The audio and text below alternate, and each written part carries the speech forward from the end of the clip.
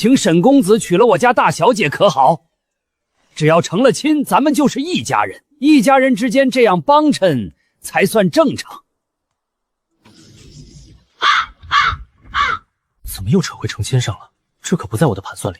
我原本的打算是慢慢把超越这个时代的技术一点点喂给宋家村，有了这些技术，再配上他们本就强悍的武力，造反这桩大业，成算能翻上几番。宋家村在异界闹得越大，我这笔跨世界的本钱就能几十上百倍的赚回来。增产粮食不过是最不起眼的一环，粮食我大可从那边买了运过来，真正值钱的是水泥、钢材、炸药、蒸汽机械这些没法直接买却能改天换地的东西。我不懂怎么造，可我记得有个叫《穿越宝典》的视频专辑，图载子全记在里头。等我回去把内容抄下来，拿搜索引擎验一遍，再带到这山谷里，让村民照着见。宋子有人有地，我出技术，简直天作之合。抛开跟私情认识太短这点不谈，真在异界成了亲，对我两界调脉的生意百利无一害。这层隔膜一破，我就成了宋家村真正的自己人，还半点不耽误我原来那个世界。何况私情生的这般好，我又正年轻气盛。严父子，私情美若天仙，性情温婉，实在是良配，能娶她我自然万分愿意。只是我情况特殊，私情是知道的，真成了亲，怕会耽误她，所以可否让我俩单独聊聊，看私情能不能接受？大小姐今年都20岁了，已经是老姑娘了，再不成亲，还要等到什么时候？这件事不需要大小姐同意，我就可以代大小姐已经去世的爹娘做主。但有句话得说在前头，沈公子你不是常人，我不敢要你入赘。可大小姐这一辈就她和二小姐两人，说句大不敬的，宋家已是断了后。所以你一旦娶了大小姐，头一个儿子无论如何都得随她姓，姓宋。有大小姐的血脉在，好歹算给宋家留了个后。我知道这要求很过分，可没有办法，我们不能眼睁睁的看着老王爷一脉真的就这么绝了。当然，如果还有别的儿子是可以跟沈公子姓的，我们不做要求。不过这有什么大惊？搁封建时代兴许是敬祖宗的大不孝，搁我这儿压根无所谓。孩子是以后的事情，当然，如果真的成亲，随思晴的姓，我肯定没意见。只是我想跟思晴先单独聊一聊。没问题，我这就出去，你们慢慢聊，聊完了喊我一声。沈公子放心，我保准不偷听你跟大小姐之间聊了什么。我的情况你是知道的，我不可能一直在凡间逗留，基本上每天都得回天庭去报道。当然，如果确实有什么急事，那么连着几天不回去，应该也没什么关系，但肯定不能持续太久。严夫子的担心我能理解，我总不能跟他说我是神仙下凡为你们无私帮忙，不过是天庭的考验，只怕你们过得更好。我的真实身份必须严守，除了你，不能让第二个人知道。你该明白我为何这般谨慎。可这么一来，村里旁人就没法对我全心信任，难免生出些麻烦。所以严师傅那个提议，说实话，我是心动的，只是我更想知道你心里怎么想。我的身份对你来说其实并不公平。我知道凡间成亲讲究父母之命媒妁之言，至于成亲的双方是否对彼此满意并不重要，可在我看来，这是你的终身大事，你愿不愿意才是最重要的。旭哥，你对我心动？真的吗？可我只是凡俗之女，而旭哥你却是天上的神仙，你怎么可能看得上我呢？瞎说什么胡话，神仙怎么了？神仙也得吃喝拉撒。再说我在天上是神仙，到了凡间照样是肉体凡胎。论武道境界，我才1品，你可是货真价实的先天武者，所以真要嫌弃，也是你嫌我，哪有我看不上你的道理？不是的，我怎会看不上旭哥？要是旭哥真对我心动，那我当然很高兴。至于你每日要回天庭，也没什么，又不是回去就不回来了。我只是觉得自己配不上旭哥，而且旭哥你都已经看光我的身子了，若是不嫁给旭哥你，我又能嫁给谁呢？我之前不提这件事，是不想旭哥你为难。反应过来了，这一些可不适合他现在。顾家骗了身，都够肇事者吃罚道的，在这封建地界，只怕更严重。这么说来，我娶了她，倒成了负责任的做法，还真有点黑色幽默。既然你没有意见，那就成亲吧。只有成了亲，才能彻底打消严夫子的顾虑。相信村里的其他人和严夫子的想法应该是类似的。你我成了亲，在他们的眼里，我才是真正的自己。不过我对凡间事了解的不多，并不清楚成亲之事都有什么环节，所以具体怎么办，得你们这边操持一下。需要我做什么，跟我讲清楚，我一定全力配合。等有了孩子，孩子的姓氏让严老夫不用担心，跟你姓宋，我这边没有问题。孩子姓氏的事情，我会跟严夫子谈的。你是神仙，跟凡人成亲，已经会让你在天庭被耻笑了吧？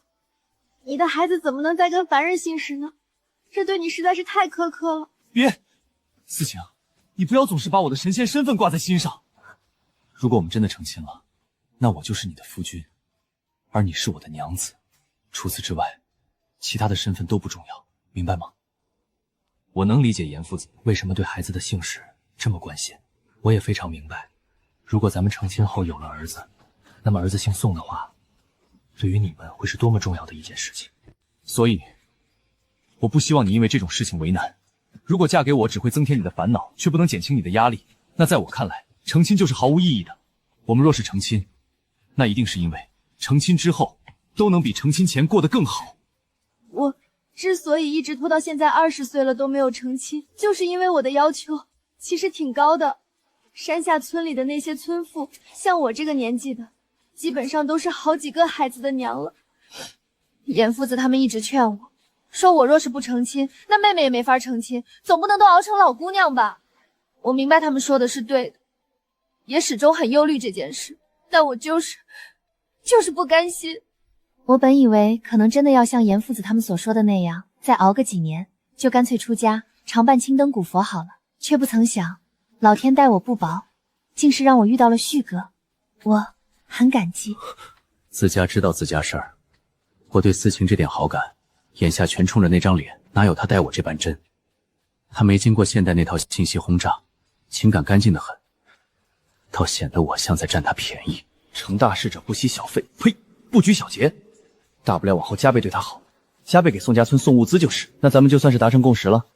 我喊严师傅进来，让严师傅去筹备成亲事宜。怎么样，沈公子，跟大小姐聊得如何？聊得不错，思晴愿意嫁给我，我同样愿意娶思晴，孩子的姓氏也没问题，只要有孩子就姓宋。不过关于成亲的事情，我其实是不懂的，需要严父子你来操持。我这边需要做些什么，准备些什么，敬请严父子告知。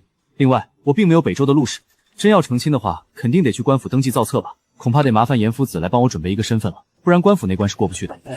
没那么麻烦，江湖儿女不必拘泥于世俗礼节，我们宋家村向来不认什么官府造册的，只要你愿意，大小姐愿意，那直接在村里其他人的见证下成亲就好了。我知道了，我们宋丘村现在足足6000人，可在官府造册中却只有30多户耕地，更是不足500人。至于说其他的什么3媒6聘，我们也都没那个讲究。正好沈公子送了那么多粮食，流水席倒是可以办得丰盛一些。彩礼呢？婚房婚车呢？改土费下车费呢？啥都没有，你娶什么媳妇儿？哦，是我结婚啊，那没事了。不过再怎么江湖儿女，光吃一顿流水席就完事，是不是也太简陋了点？严父子，你说的我都懂，可我总不能一点表示都没有。这样吧，流水席怎么办？拜堂的规矩我都听你。我另外再单独给思晴备些东西，算是聘礼，你看行不行？这是你们小两口自己的事情，只要大小姐觉得行，我能有什么意见？那就暂时先这么定了。我去找冯瞎子算一个良辰吉日出来，再把这喜事跟村里的其他人说一说，让大家都跟着一起高兴高兴。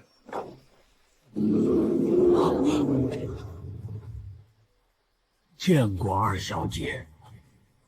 二小姐，二姐不该是思晴的妹妹吗？怎么成了一头熊？她要是头熊，那思晴有什么？好家伙，这画风突变，姐妹俩都是妖怪的故事，我就服新白娘子续记。可人家好歹是蛇，这弄头熊算几个意思？见过严夫子，劲装在身，不便行礼，严夫子勿怪。不用多礼，我得赶紧去找冯瞎子算日子。二小姐，快见见你的姐夫吧，咱们宋家村要有姑爷喽。姐夫？我从没见过这么大的熊，动物园那些棕熊跟它比全是小巫见大巫。四肢着地，肩高就快2米，立起来怕是超5米，得有3吨。异界的野兽比我那边大这么多，想来是这里含氧量高得多，才撑得住这体型。难道这正是异界能修炼我那世界不能修炼的根子？旭哥，这是我妹妹宋思怡。思怡，这位沈旭哥就是我要嫁的人了。等严师傅找冯先生算好了日子，事情便会定下来。我先去收拾这头熊了，你和旭哥多亲近亲近。这一身力气，我这婚后日子该不会要挨家暴吧？偏偏这异界连个妇联都没有，真挨了打我上哪说理去？原来你就是之前偷看我姐姐洗澡的那个人。既然是姐姐之前游历江湖时的交心之人，为何不直接登门，反而要做出那等宵小之事？这小姨子跟思晴身量差不多，一身劲装，容貌有6、7分像，却各有春秋。思晴柔美恬淡像宁家，她却英气清冷，活像座冰山。看够了吗？是不是该回答问题了？先问是不是，再问为什么。我可没有偷看你姐姐洗澡，那是个意外，所以你的问题我没办法回答。你最好直接去问你姐姐，她怎么说我就怎么认。有话好好说啊，别乱来啊！君子动口不动手，我好歹是子汉大丈夫，讲究的是以德服人。更何况你要是把我打坏了，跟你姐那边可没法交代。你既然要成为我的姐夫了，那我肯定不会对你做什么。更何况你还帮了村里那么大的忙，我该当感谢你才。不过仔细想想，姐姐都要嫁给你了，所以咱们扯平吧。我也少了一桩心事，尽管我此前从未见过你，可姐姐喜欢你，我自然会选择相信姐姐对你的看法。那么姐夫，你娶姐姐之前是不是应该讨好下我这个亲妹？简单安排，女孩子哪有不爱甜食的？冰淇淋、巧克力、甜甜欢、蛋糕随便挑，尤其巧克力，没几个女孩顶得住。唯一的毛病是热量高，容易胖。可她姐妹俩都是练武的，消耗大，多吃点也无妨。我没别的意思，就是觉得好吃而已，你别多想。放心吧，小姨子有命。我这个当姐夫的，纵然有天大的困难，也得想办法克服嘛。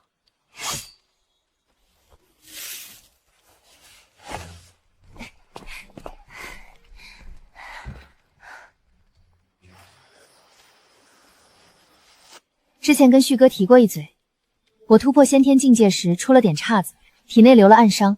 如果不能将暗伤清除干净的话，5道境界便会止步不前。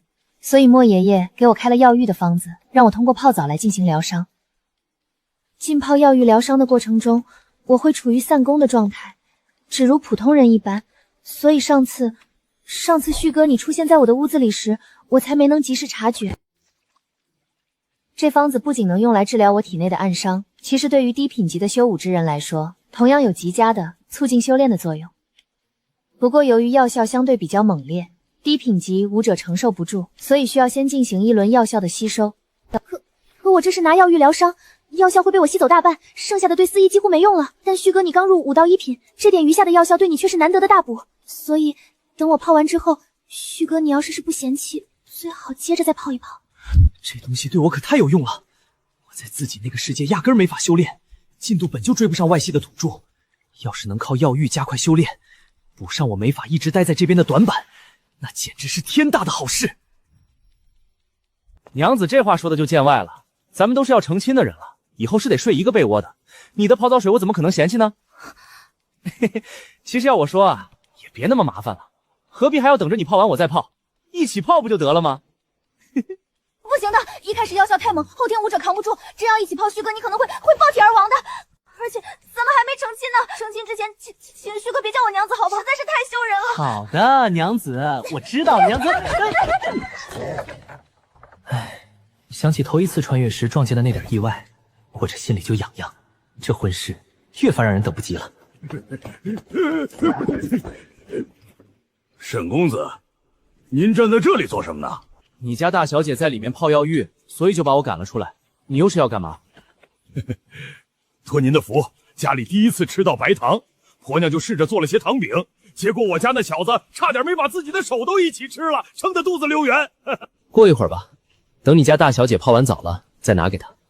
正好我有点事想跟你打听打听，反正你也得在这儿等着，不如趁着这个功夫详细给我讲解讲解。我听你家大小姐提到过莫爷爷、冯先生，那都是什么人？严师傅倒是认识了，但那莫爷爷和冯先生我应该是没见过吧？昨天跟着严师傅同来的那几位老人家里面有吗？沈公子，你问我算是问对人了。昨天跟着严师傅同来的那几位都是村中宿老，一般村里面有什么事情，大小姐很少会独断专行，都是那老几位商量着跟大小姐一起确定个处理的办法。严叔子您已经认识了，他老人家名叫严木生，主要负责给村里的孩童开蒙，教孩子们识文断字、学古通今，算是村里的教书先生，也是村里我们这一辈往下所有人的老师，因此很得村里其他人的敬重。绰号教化万民。冯先生名叫冯不二，是村里的算命先生，精通奇门之道，通晓五行八卦之法。因为窥探过太多的天机，以至于早年间双目尽瞎，现在已经很少会再起卦卜算了。除非村里有必须他出手的要事，他才会破例。绰号算尽天机。至于说大小姐口中的莫爷爷，名叫莫怀仁，是村里的郎中。当年老王爷还在世的时候，莫宝年过15，却已经医术精湛，留在老王爷的帐前听用。如今60年过去，莫老更是医术通神，据说能生死人肉白骨，绰号阎王难敌。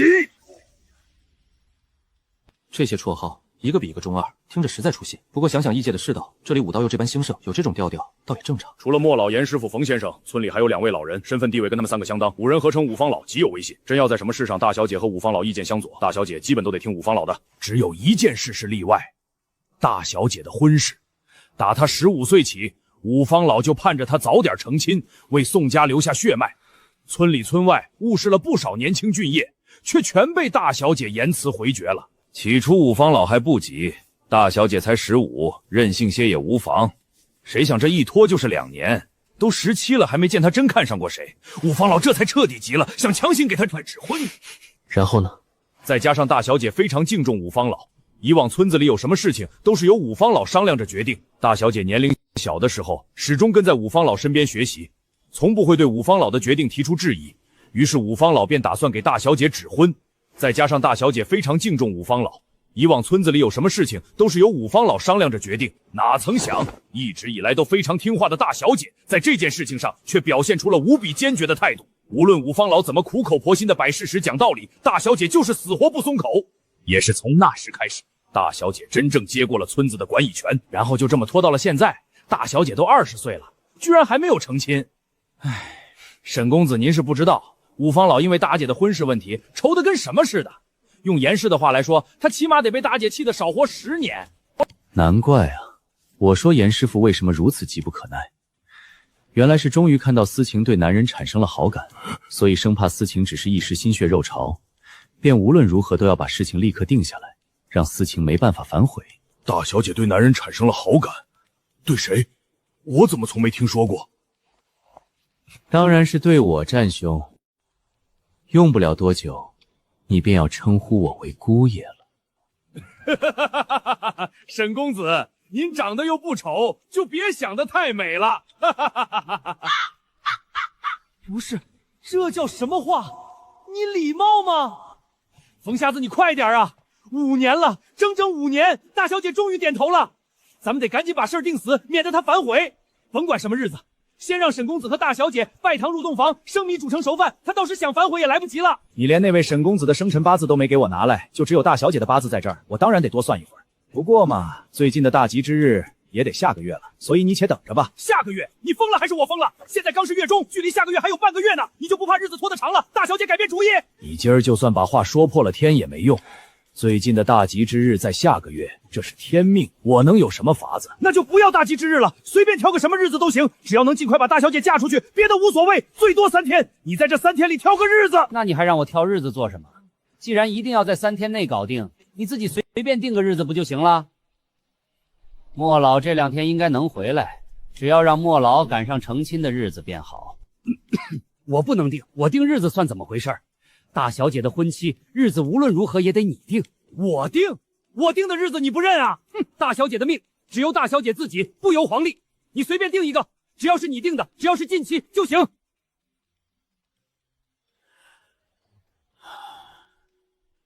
那就3天后吧。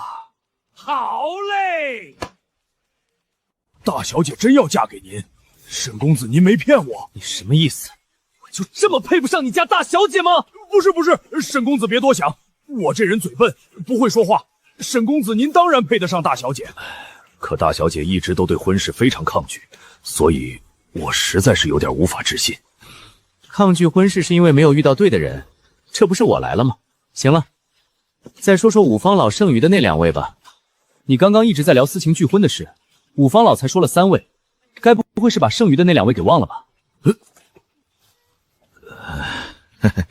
还真是忘了，沈公子勿怪，我脑子笨。剩下2位，第4位叫陆少卿，师从当年穴位里最强的刺客，一身暗杀藏匿的功夫登峰造极，正面交手他也就普通9品，可要论暗中行刺，据说连宗师都可能着他的道，绰号生死判官。第5位叫曹营龙，专修兵法韬略，精于练兵成军。老王爷当年用兵如神，军阵上算无一策，凭军功做了大周周年最后一位异姓王，可见其领兵之能。而曹老已尽得老王爷兵法真传，绰号诡谲神之。八方，你们宋家和血卫士们隐居于这山谷之中，已经60年了吧？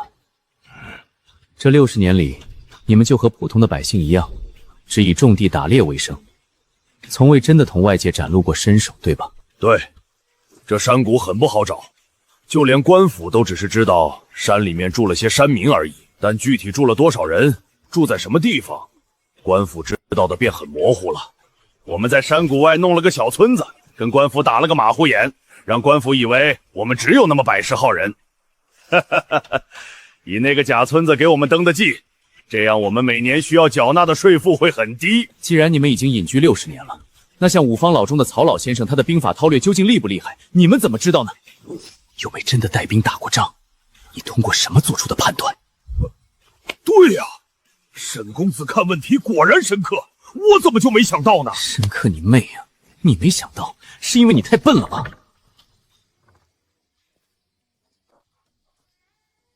姐姐泡完澡了，你进去泡吧。那头熊的熊掌、骨架、皮胆，我都给你装好了。姐姐说让你今天走的时候带回去。二小姐，您什么时候回来的？哎呦，我婆娘不知道您也在家，这糖饼就只多做了几个，原本想让大小姐尝尝的。二小姐您也在的话，糖饼肯定不够了啊！我这就回去让婆娘再做一些。不用做了，我不吃糖饼，把食盒放下吧，我跟你一起回去。这袋白糖给你带着，小孩子喜欢吃糖，让石头多吃点。我顺便看看旭，看看姐夫给石头拿的那些药。使不得，白糖这么珍贵的东西，那秃小子已经吃过很多了。大小姐本就有内疾在身，还是留给大小姐吧。嫩多废话，姐姐的伤势自有莫爷爷的药方去医治，和白糖有什么关系？给你就拿着，姐姐既然要嫁给姐夫了，那白糖这种东西以后还会缺吗？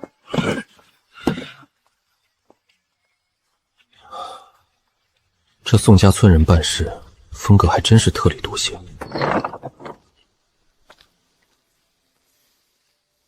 我只泡了一下，水还干净。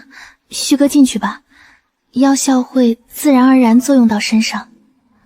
泡的时候若觉得燥热，别担心，是正常的。记得凝神运气，用内力把药效吸进体内，再照天道无相功的法门运转大周挑，试着冲开后面的穴道。旭哥，成亲后怎样都可以，但现在还没成亲，你不要轻薄于我。我进屋了，你自己泡吧。如果有不明白的地方就问我，我在屋里能听到。另外，曹爷爷是真的用兵如神，因为他年轻时曾为了磨砺自身领兵作战的能耐，隐姓埋名入了北方边军，凭借着自己过人的本事，很快就在北方边军里冒了头。其后南征西逃，在边军足足待了20年。期间，曹爷爷参与过大小战事200余次，一路积功升迁，直至假死脱身之前，已经是北生边军里有名的常胜将军。这还是曹爷爷有意克制，无论个人武力还是统兵之能都有所保留的结果。总之，曹爷爷特别厉害的。五方老应该就是宋家村最厉害的几位了。五方老之下的村民全是薛伟的后代。思晴、思怡两姐妹掌着最高话语权，战八方和叶无就是这一代薛伟的左右统领，直接听思晴的。这架构还挺简单，易水机的航路垂直管理。五方老不在这体系里，倒像个长老会，盯着整个村子别走偏。这别走偏，怕就是不忘造反的初心。隐居60年，也不许把当年的本事落下分毫。这倒是好事，山谷里有本事的人越多，我能顺手学的本事就越多。突破武道1品后，我这学东西的本事都跟着强了不少。武道境界对人的提升是全方位的。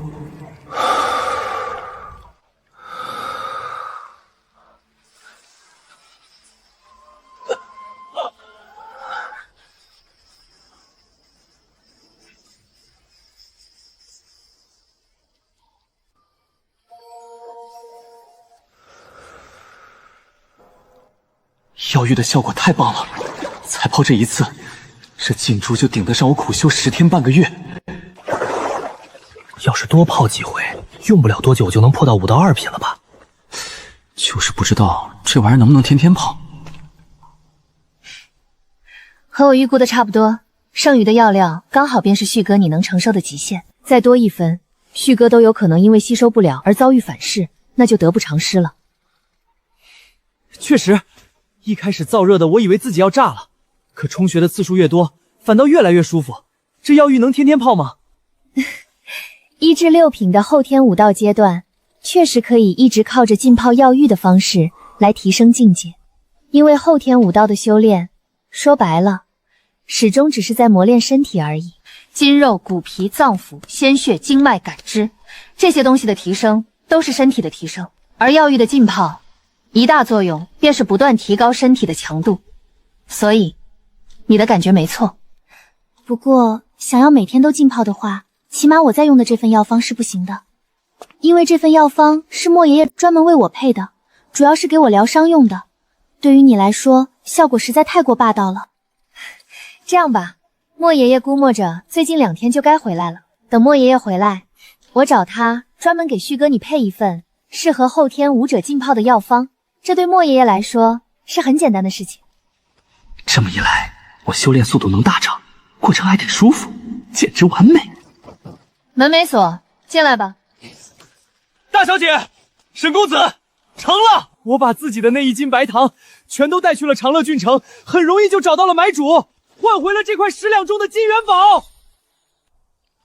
大小姐，沈公子，白糖在长乐郡城比我想象的还要好卖。我今早上是赶着长乐郡城开城门的时间直接入的城，然后便在城里面打听有哪些商户是卖糖的。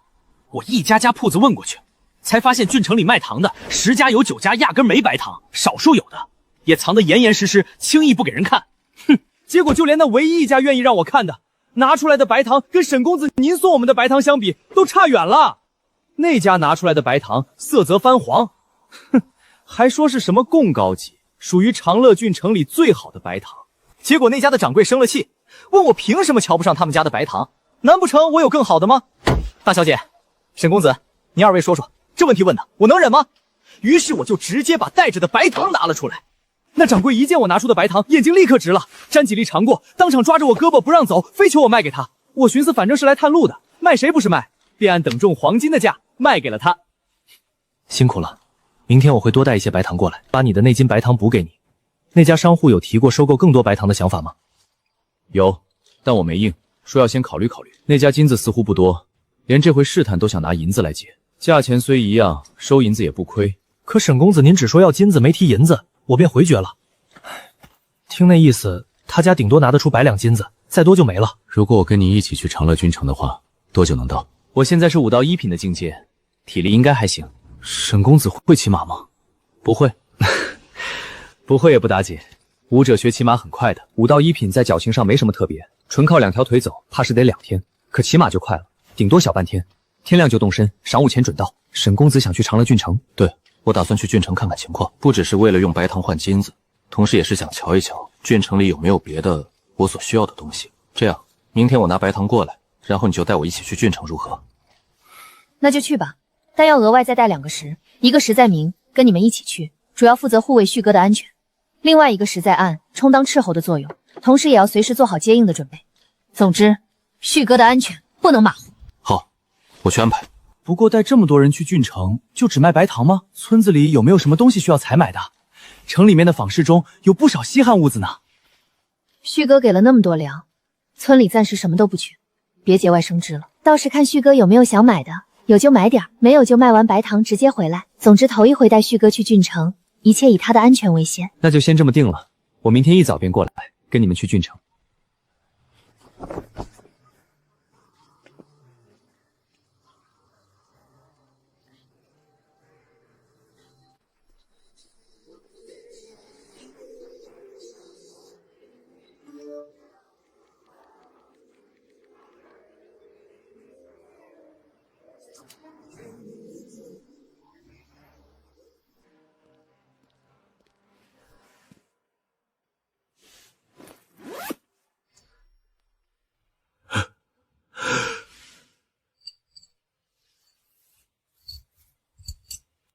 说实话，来我这儿卖金子的多半卖首饰，偶尔有拿金条来的。像这样的金元宝，我还是头一回见。小伙子，你这元宝瞧着不像融着玩的，确定按金价回购？万一是件古董，你可就亏大了。金元宝的古董存世不多，向来卖得很贵。就按照金价回购吧。真想要当古董卖的话，还得去鉴定，再寻找合适的买家，然后讨价还价，最后可能还多赚不了多少，实在是太麻烦了，没什么必要。小伙子看得明白，你这金元宝也确实挺新的，瞧着不像古董。这年头还有人愿意把金子融成元宝的形状，着实罕见。499.6克，算你500克，按今日回购价1克420，500克就是21万。小伙子觉得如何？成的话咱们直接交易，不成你也可以去别家问问。不过金价回购都差不多，没什么讲价空间。你这金子又明显不是珠宝店买的，没发票凭证，在我这儿交易最省事儿，去别家反倒平添麻烦。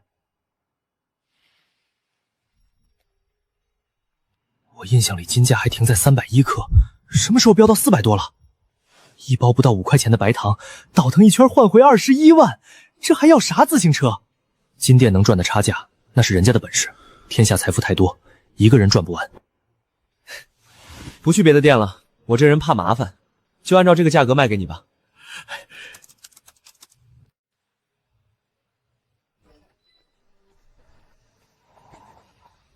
两个世界的金子完全一样，白糖换金的路子行得通，麻烦在于卖太多，单个金店吃不下，联系太多家又容易被盯上。个人手里攥太多黄金，太惹眼，这事儿得想个更稳妥的法子。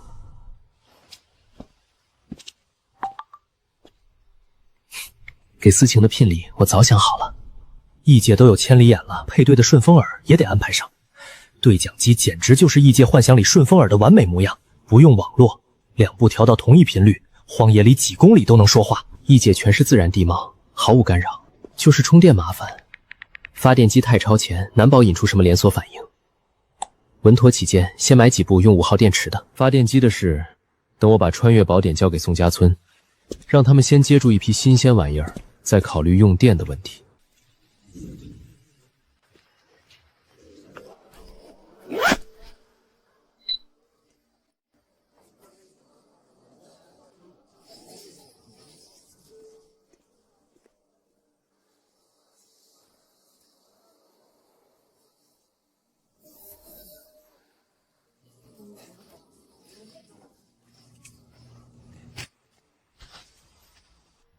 亚空间里的东西像冻住一样，没有时间流逝，活物放不进去。这随身空间可真够神的。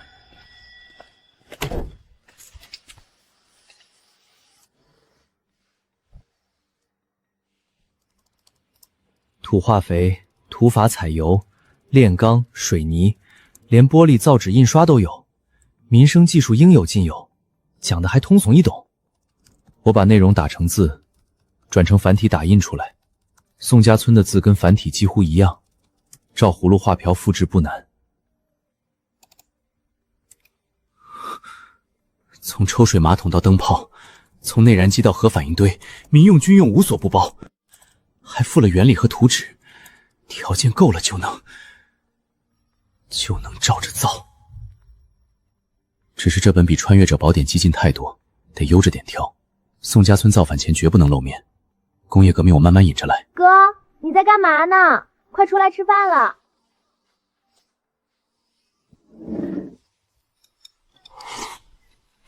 小雅，你哥我这工作眼下很赚钱，我寻思着给咱爸妈在老家换套房，改善改善。我都不知道你到底干什么工作，怎么帮你打掩护？再说你才刚毕业，待遇再高也不至于一下就买得起房吧？咱老家县城房子是不贵，可4、5千一平总要的，好点的小区要8、9千，一套几十万，你拿什么买？小雅，你那么聪明，想想办法嘛。我这工作涉密，真不能说，只能保证绝不违法，也没危险。至于钱，我刚入职，单位就打了200万当安家费，给爸妈换房子的钱肯定够了。你说什么？200万安家费？200万而已，不用这么大反应吧？这才只是入职的钱，往后还有各种奖金。先前没跟你说，是怕吓着你，可正经合法的收入有啥好瞒的？听话，明儿就把兼职辞了，难得放假，好好在望海玩2月，顺带想个法子让爸妈接受我有钱这事儿，这才是正经的。那你给我看看你的工资条，就算工作内容涉密，工资条也应该有吧？工作涉密，待遇自然没法走正规渠道发。转我钱这位是光荣的人民警察，你拿他名字上网一查便知，派出所和分局都有正式人员公示。他算我的对接人，帮我处理些琐事，再多我真不能说了。违纪就是违法，我可不敢。夏子秋这名字不算常见，拿巧合去解释太牵强，我信哥。至于什么涉密工作，想不明白就算了，真想明白了反倒麻烦。我一时也想不出合适的说法，先等等吧。给爸妈改善居住也不差这几天，我琢磨琢磨怎么提前铺垫，让爸妈顺理成章接受你忽然有钱这事。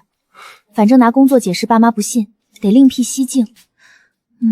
只要妹妹彻底信了，不再怀疑，今晚的目的就算达成。有了，我明天就给爸妈打电话。说你除了上班，还天天坚持买彩票。过几天再说你做了个梦，是过世的爷爷托梦给了你一串号码。再过些日子，等开了奖，我就告诉爸妈你中大奖了。现在的双色球1等奖，少则500-600万，爸妈不会怀疑的。这个办法，不过几天的时间太短了，爸妈有可能会追问。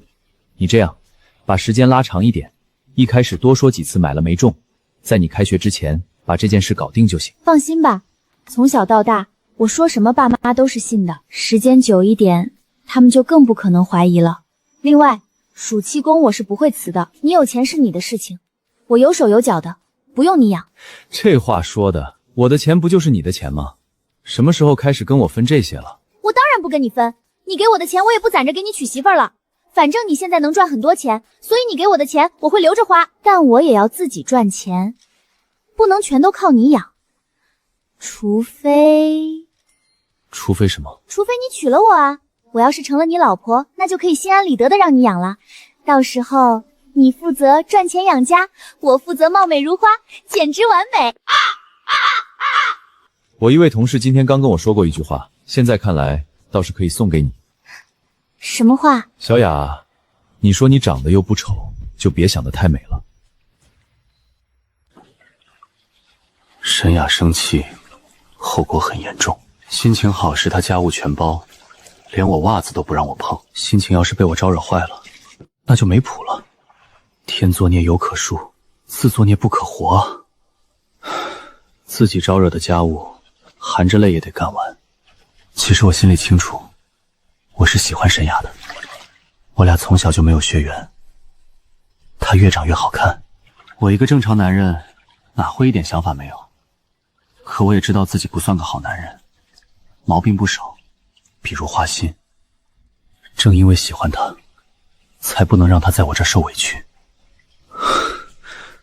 这份心思，一半是男人对女人，一半是哥哥对妹妹，混在一块儿，我自己都理不清。罢了，逃避可耻，但有用。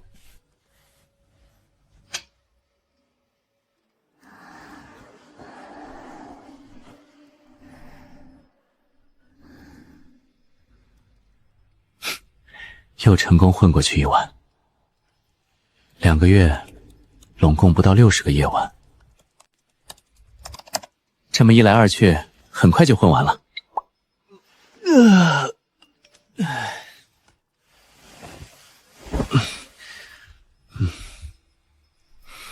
明天跟叶无咎去长乐郡城，一姐这些经历，在我看来更像旅游，能见识见识城池风貌、风土人情，想想就带劲。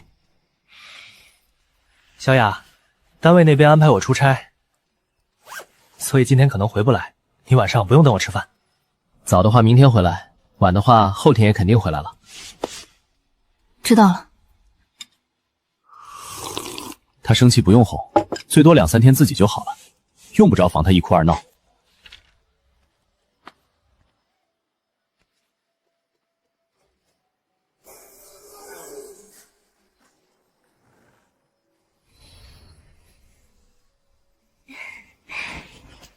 见过旭哥。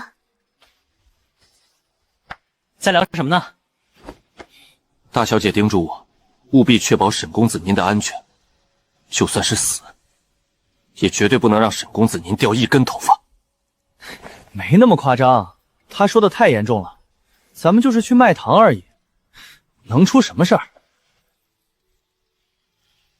小心一些总不是坏事。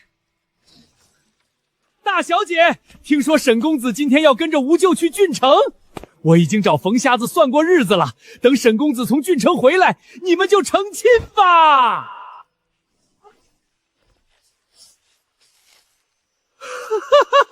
千里眼，沈公子真是信人。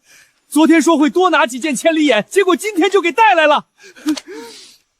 这真是让我不知道说些什么才好呀。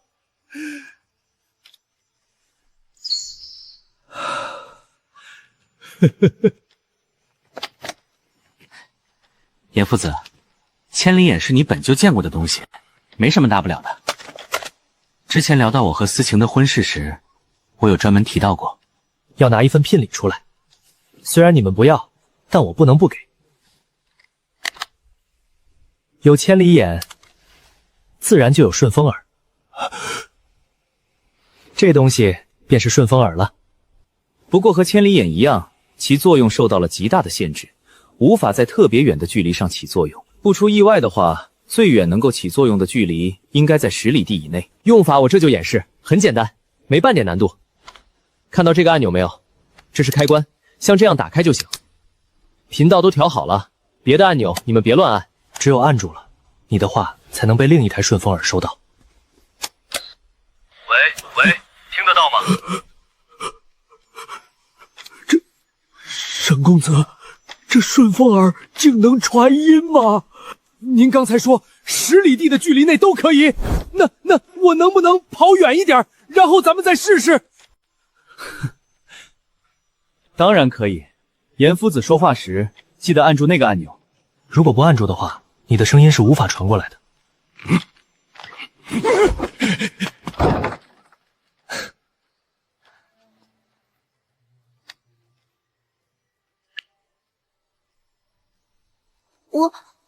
我可以吗？有什么不可以的？本就是拿给你们用的啊！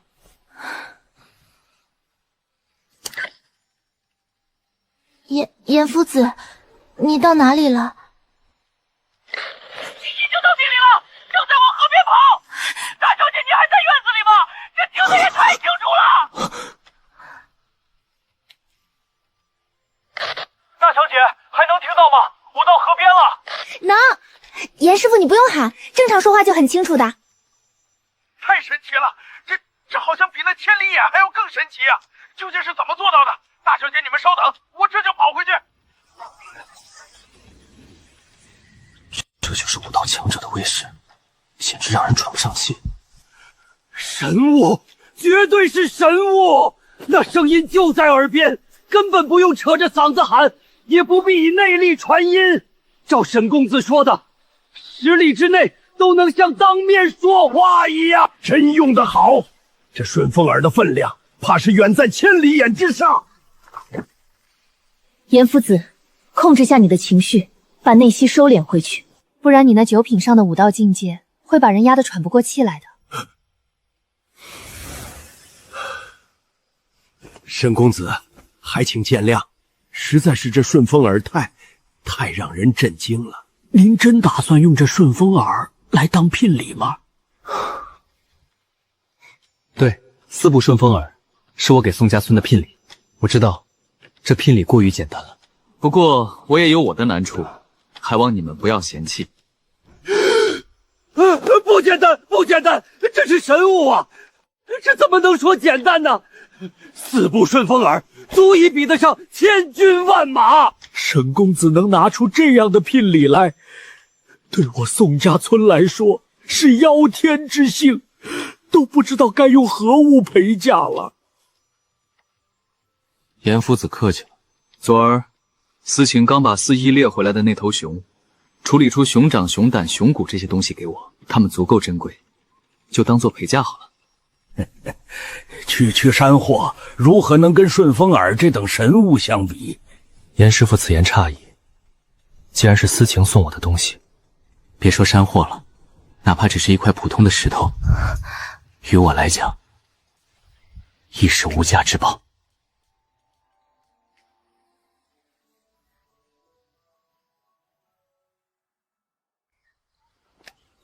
好了，时辰也不早了，再耽搁下去，估摸着中午前就到不了郡城了。我和吴舅带上白糖先走，至于这些千里眼、顺风耳，司晴安排一下吧。不过有件事你们得注意，千里眼可以随意使用，但顺风耳要使用的话，却必须安装上这个才行。平时在不用的时候，要记得把顺风耳关掉。差不多就是这样了。严师傅有一句话说得对，顺风耳确实比千里眼更贵重，也更稀有，所以你们要小心保存。都不是什么坚固的东西，不要磕碰，也不要触水，免得弄坏。这些东西其实廉价的很，我想买随时能拉来一大堆。可物以稀为贵，我要真不当回事，还怎么在宋家村收买人心？旭哥放心，我保证不会让这些千里眼和顺风耳出问题的。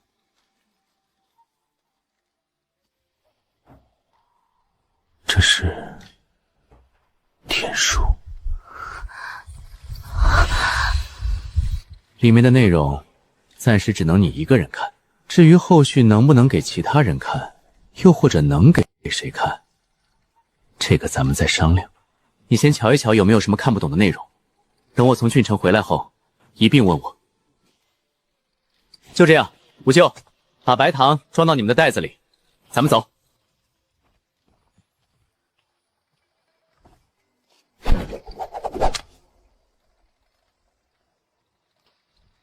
尝尝吧，看看你是觉得这个好吃，还是觉得之前的冰棍好吃。这个东西叫巧克力。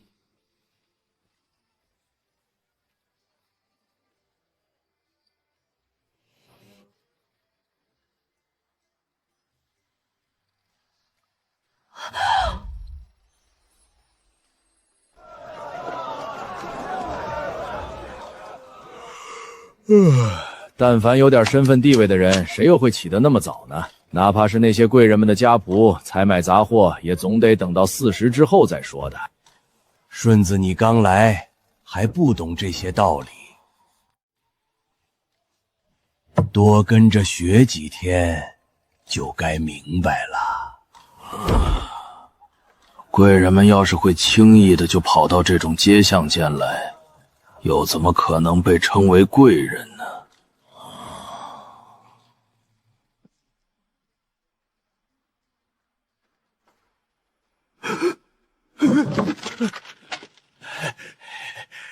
哈哈哈哈！我说这一大早的，怎么就有喜鹊在叫？原来是有贵人临门呐！哈哈哈哈！早知道小王爷您今儿会来，我这应该一直在门外候着才是。不必多礼，我就是来你这儿看看有没有什么好东西。父王爱吃糖糕，可近来能买到的白糖都不怎么样，惹得他老人家不痛快。我寻思着，城里要还能买到更好的白糖，也就你家了。你这儿要是都没有，怕整个东山府都寻不着了。要不说小王爷是气运加身的贵人呢？我这昨天才刚收到了1斤最顶级的白糖，都还没放热乎呢，结果小王爷就来了，这不是老天爷看顾又是什么呢？最顶级的白糖。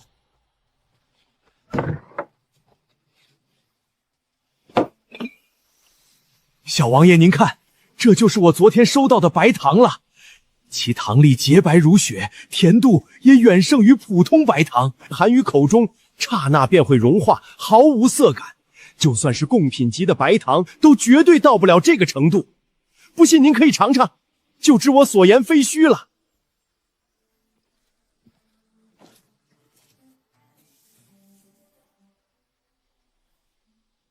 无毒，掌柜的也没说谎，确实是比贡品更好的白糖。很好，这样的白糖有多少？全拿出来了吧，我都要。这种品级的白糖能遇到一点都是天幸了，实在是没有更多，就只有这么一罐，总共1斤。如果小王爷想要的话，只需黄金50两就可以了。白糖太少，要价又太高。小王爷，真不是我想讹您，实在是这品级的白糖太金贵了，我光收获的出价就比从前那些白糖的卖价还高。若还按老规矩1两糖换1两金卖给您，我可就赔死了。这亏本买卖怎么都做不得呀？您说是吧？有道理，这白糖既比贡品还好，卖50两1斤，倒也说得过去。就这样，我都要。往后再有这品级的白糖，都给我留着，直接派人去王府报信，我会立刻让人来买，切莫卖给旁人。小王爷尽请放心，我知道轻重的。再说了，这种品级的白糖也就只有王府才配食用，那些商贾若是敢享用，会折寿的。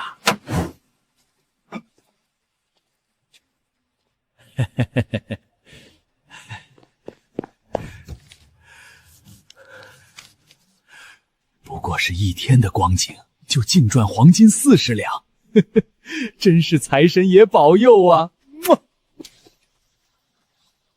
去盯着五芳斋，看看是什么人供的货。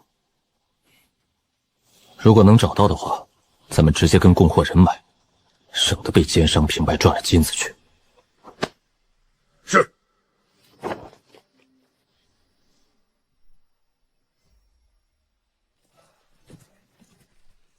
沈公子，对，就是这样。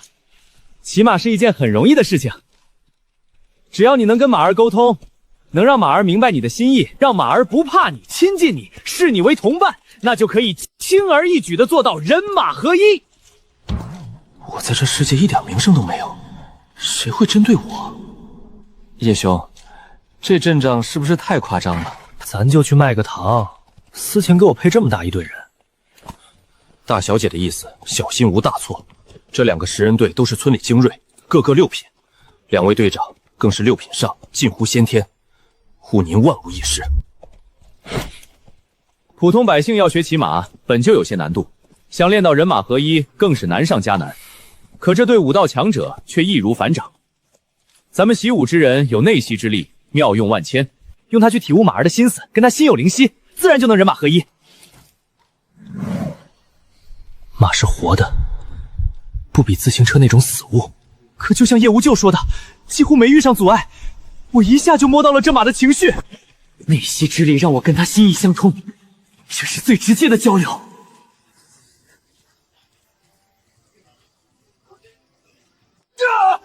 叶兄，在我老家想学骑马可没这么容易，光学费就得几万几十万，一匹好马顶一辆车。到你们这儿，我一分没花，眨眼就成老司机了。多谢叶兄教导，回头我给你备份礼物，谢谢你教我骑马。沈公子可千万不要如此客气，等沈公子大小姐成了亲，那就是我们宋家村的姑爷，我自然便是沈公子的下属，些许微末小事不值一提。下属，下属。严夫子一提亲事，我就动了心。说到底3条：一是司情太好看，那张脸配上练武的身段，谁见了都心动；二是我对异界没归属感，这些天更像在玩一场沉浸式游戏，游戏里成亲没什么负担。3条最要紧，借成亲彻底融进宋家村，让他们当我自己人，往后行事宽松得多。只是我好像小看了这桩婚事的分量。看叶无咎的态度，我这哪是融入，简直是把整个宋家村都给得到了。唯一说得通的，就是在他们眼里我只有好处没有坏处，好处还大到全村都巴望跟我绑在一块儿。以势以力相交都算简单，以情相交才复杂。我跟宋家村才几天，关系竟已经从简单往复杂上走了，就不知是好是坏。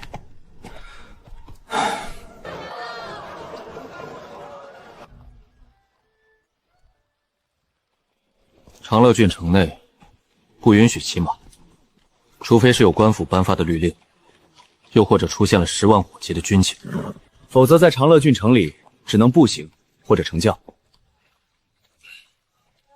沈公子，这时辰也差不多了，咱们是先去吃顿饭，填填肚子，还是先去卖糖？收糖的铺子距离这边远吗？不远，那铺子叫五房斋，就在城东坊市。咱们从这里过去，用不了半个时辰就能到了。那还是先去卖糖吧，把这些糖都出手换成金子。此行最重要的事情便算是完成了。无事一身轻，才能畅快的在城里四下逛一逛。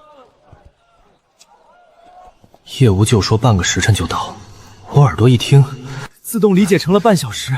走了差不多半小时，一问还有一半路，我才惊觉，半个时辰其实是1个小时啊！经验主义害死人啊！沈公子，咱们进去，进吧。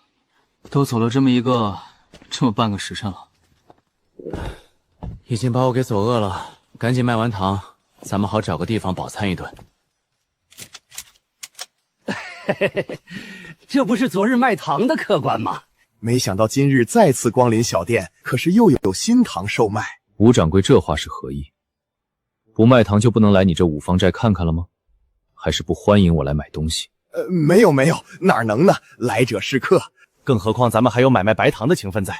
客官能想到照顾我们五芳斋的生意，这是客官您仁义。看看有什么喜欢的，我保证给客官一个最实惠的价。这几人里总有一个透着古怪，偏又说不上古怪在哪儿。吴掌柜，今日过来是想问问那白糖卖的如何？昨日上午就兑给了你，到现在也刚好是一整日了，有无人购买过？客官有所不知，白糖是贵重物，您昨日卖我的那批更是珍品。寻常白糖卖客人也就1两糖1两斤，可您这糖我收进来就已是1两糖1两斤，往外卖总得在本钱上再加一点，您说是吧？不然岂不成了亏本买卖？那自然更难出手。当然，您给我的白糖都是品级最好的，所以早晚肯定能卖出去，就是需要多少时日便着实说不定了。短则月余，长则半年，终究是能卖完的，请客官不用担心。原来如此，真是可惜了。原以为那等品级的白糖不愁卖，今日还特意多带了些。想着吴掌柜卖了一天，该知道好处，往后生意也好谈。谁想这长乐郡城里竟没个识货的，一整天连1星半点都没卖出去。既然这样，我们也只好再走远些，或去府城看看了。府城高雅之事多，想来比这儿好卖。客官果然又有新糖收售吗？那直说便是，何必诓骗我？我愿意继续收糖的，只是不知客官这次带了多少。继续收糖？昨天卖给你的白糖还一点都没消掉呢。你若继续收糖的话，岂不是要大量积压了？客官别担心，我方才是说早晚肯定卖得出去，只在于要多少时日，多留些也算镇店之宝。这般上等货卖得慢是常事，只要有耐心，绝不会积压。再说这种白糖，客官能有多少？3、5斤的也谈不上积压2字。50斤？什么？我说昨天卖给你的那种品级的白糖，我今天带来了50斤，你真能吃下吗？如果1斤都要卖上1个多月，那50斤真的不会积压吗？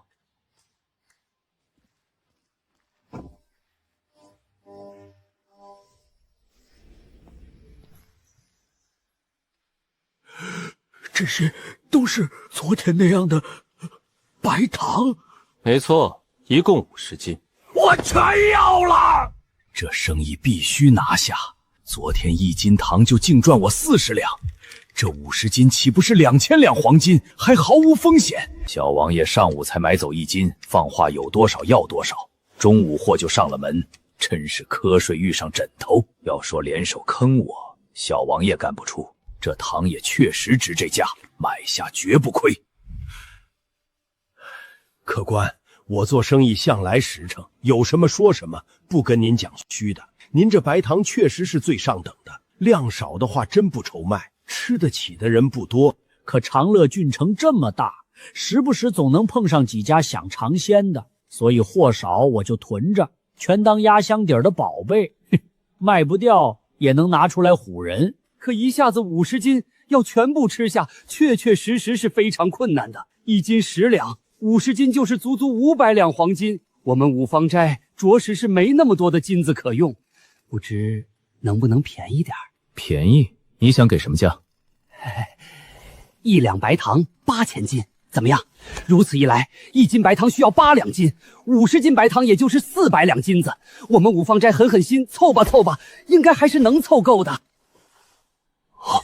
没想到这几人里真正做主的，竟是那个我总觉得古怪的家伙。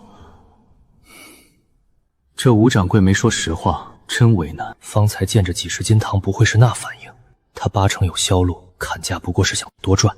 那就算了，别让五芳斋为难。50斤白糖确实多，一家铺子吃不下也正常。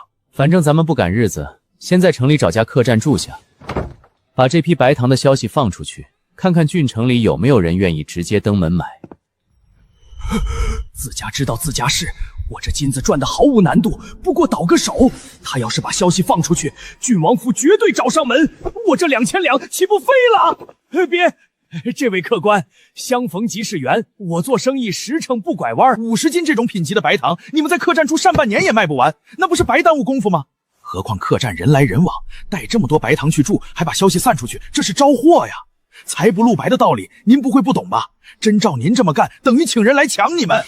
不如这样吧，我也不用你们便宜了，还是1两白糖1两金，你这50斤白糖我都要了。不够的金子我去别的地方接债，肯定把500两给你们凑齐了，好不好？他说的没错，我不可能只为卖糖在客栈耗那么久，做事要走不过是抬价。他有销路是本事，路子比我们外江人宽。我不是犹豫卖不卖，能一次出清求之不得，我是犹豫这价抬到多少。吴掌柜，咱们也别来虚的了，一口价，1两白糖2两金，你拿1000两黄金出来，这50斤白糖你就可以留下。什么黄金1000两？不可能，绝对不可能！1两白糖2两金，这个价格很合适，配得上如此品级的白糖。相比于普通白糖的价格，只是翻倍而已。总共有50斤是吗？我全要了。小王爷，您怎么又来了？我若不来，岂不是要一直被你蒙在鼓里？1斤白糖赚我40两金子，你也不怕撑死？请小王爷恕罪，绝不是讹您，实在是这种品质的白糖收起来风险极大，往外卖价自然得定高些。也就碰上小王爷您这样的大买主，这种糖才好出手。若贡品已够王府用了，这种糖只要多收一点，都有压货的风险啊。讹不讹的我不在乎，你能讹到我，也算你的本事。明码标价没什么好说，不过既然让我等到了真正的供货人，我直接跟供货人交易，免得被你扒层皮也是情理之中吧。这算不算我仗势欺人？小王爷说笑了，咱们长乐郡城内谁不知道王府是最不可能仗势欺人的。既然小王爷想直接跟这位客官谈生意，那我们五芳斋自是不可能从中作梗。这位兄台请了，我叫周天赐，家父长乐郡王。兄台所带这50斤白糖，不知可否让我的人验验货？只要确定没问题，那么方才兄台所说的1两白糖2两金的价格，我绝不还价。50斤白糖，20两1斤就是1000两黄金，他却半点不上心，换我都做不到对1000两黄金无动于衷。这年轻人什么来头？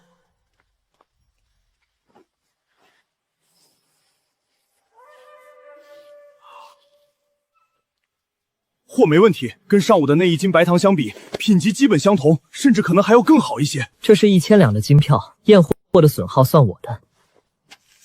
不知道兄台如何称呼？除了白糖以外，是否还有别的好东西售卖？我叫沈旭，此来郡城只带了白糖，想看看能不能在郡城卖得动。至于说别的东西，那得根据市场的需求来定，不是我有什么，而是你们想要什么。什么玩意儿？异界的纸币吗？我要这东西干嘛？擦腚都嫌硬啊！不好意思，周兄，请问能不能换成现成的金子？这金票有些不方便。沈兄，是这样，我给的这些金票全是薛记开的，你拿着它，在薛记任何一处钱庄都能随时兑足金子。长乐郡城就有薛记的分号，你若急要现成的金子，拿金票去兑便是。至于想让我一下拿出上百斤金子，我确实做不到，还请见谅。北州最大的钱庄在所有府城郡城内都设有分号，总号则位于北州都城。据说钱庄背后有皇室的影子。检查下，看看这金票是不是真的。没问题，都是真的。周兄见谅，不是不信你，毕竟是1000两黄金，总归要谨慎点的。理解，应该的。沈兄，很高兴能跟你完成这次交易。以后你这边若是还有什么好东西想要售卖的话，可以优先去长乐郡王府找我。但凡我感兴趣的，保证会给你一个公道的价格，绝对不会像五房斋的吴掌柜这般贪得无厌。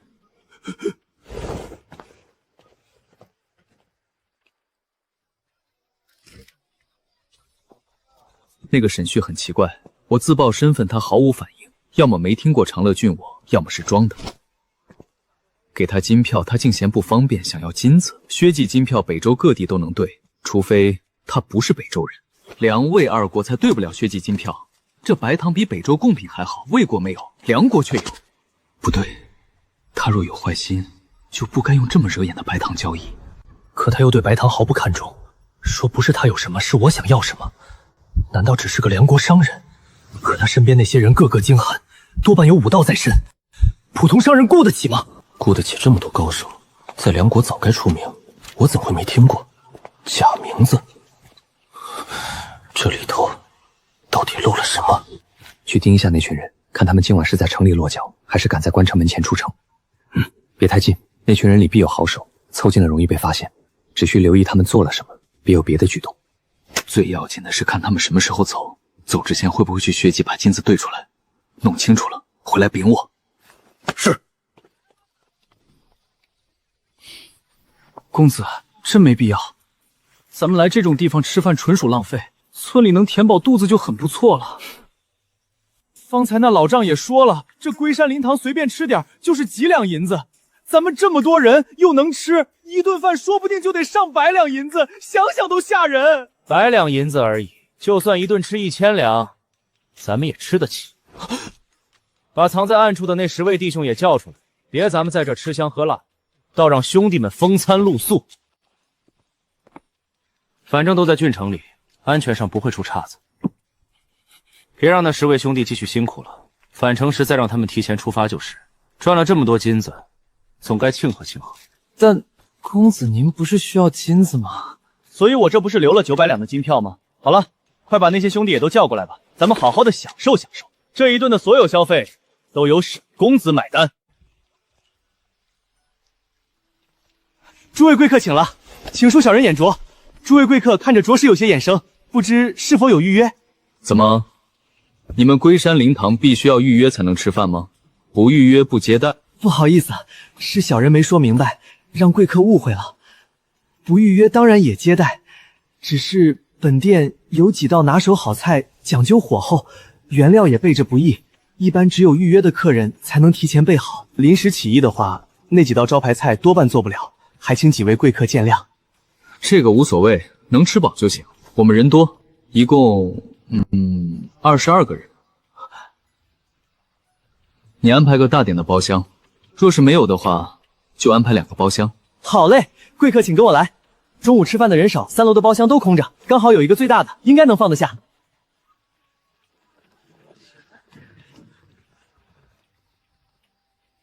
公子可要酒水？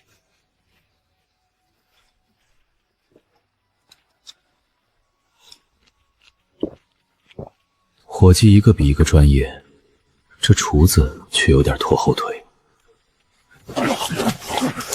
菜不难吃，可也谈不上惊艳，达不到一郡之魁首的水准吧？你们慢点吃，又没人跟你们抢，有这么好吃？不愧是郡城里最好的酒楼，实在是太好吃了！我活了20多年，就从没吃过这么好吃的饭菜。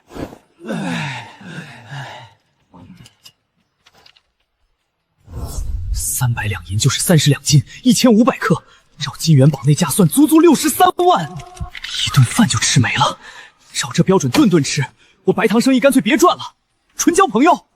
光靠私情的关系，他们也得听我的。可被动听命，终究不如主动如臂使指。人心该收买还得收买。这些手串怎么卖？40文1串，100元3串。如果贵人买的多，那价格还可以再商量。这手串才80块1串，我对材质没研究，可有些料太出名，外行都认得。手里这串是白蜜蜡，还是极品，那好，我那世界得按克卖，每克不低于1500。这串少说100克，就是15万往上。80块买条极品白蜜蜡，跟白松有啥区别？摊上还有沉香、玛瑙、绿松石、天珠，随便挑一条回去卖，就够把整摊全买上来。哼，数一数这些总共要多少钱？你的摊子可以收了，所有东西我全要。啊，公子，都是些不值钱的石头串起来的而已。除了搜集这些石头比较麻烦，别的便没什么了。40文1串着实太贵，这要是在永平镇的大集上，20文1串就顶天了。没关系的，眼看着天都要黑了，卖不出去东西，摊子不是白摆了。全当帮忙吧，充其量几两银子的事情而已，无需在意。这些石头在异界值不值钱跟我没关系，我在乎的是带回我那世界能卖多少。不过得留个心眼儿，再珍惜的东西带多了也会减值崩盘。倒卖得控制量，搞饥饿营销才长久。眼下这100来条，全卖了也砸不动市场不算事。我真正要提醒自己的是，别被异界这些太丰厚的资源迷了眼，把自己的饭碗给砸了。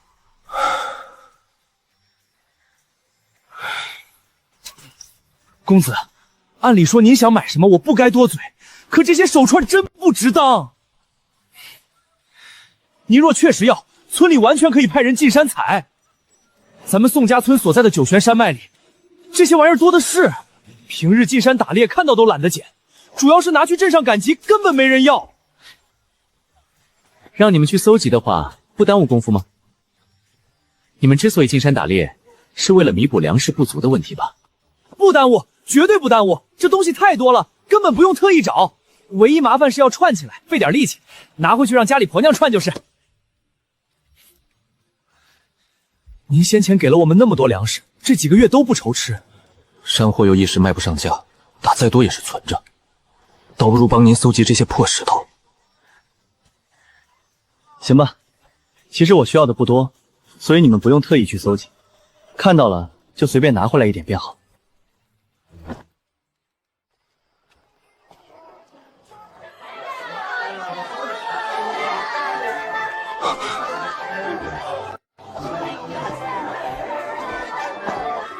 公子，这条街是长乐郡城最有名的花街柳巷，城里的青楼楚案、勾栏瓦碎基本都聚在这儿。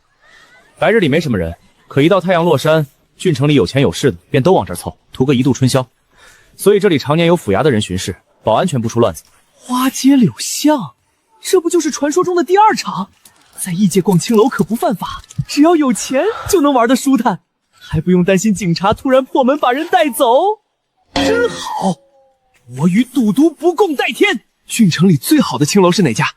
咱们进去批判批判。批判？我的意思是，进去见识见识，看看长乐郡城最好的青楼是个什么水平。公子，您马上就要跟大小姐成亲了，这时候去逛青楼是不是不太好？要不等成亲了之后再去青楼？既然都是逛青楼，那这种先后顺序有什么区别吗？有，我相信等公子您和大小姐成亲之后，肯定就看不上其他庸脂俗法了。即便逛青楼，也不会做别的事情，顶多是听听曲、喝喝酒而已。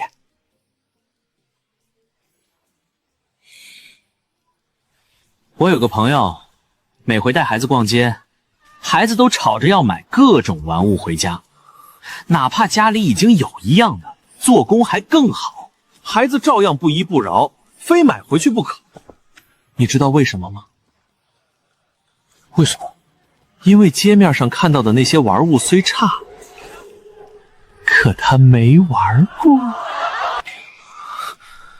我举这个例子，只是想告诉你，并不像你想的那么理所当然。这世界是单纯的，人却是复杂的。总之来都来了，该见识还得见识。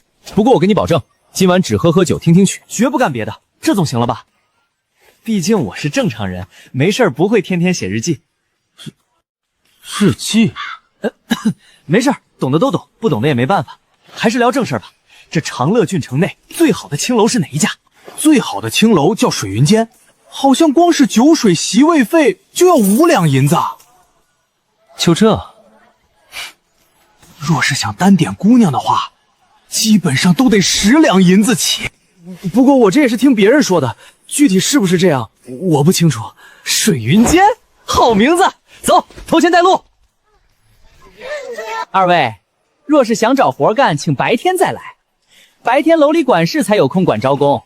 我被当成打工仔了。这大晚上的，正是开门迎客的时候。哼，里头都是非富即贵的客人。哎呦，大爷，您里面请。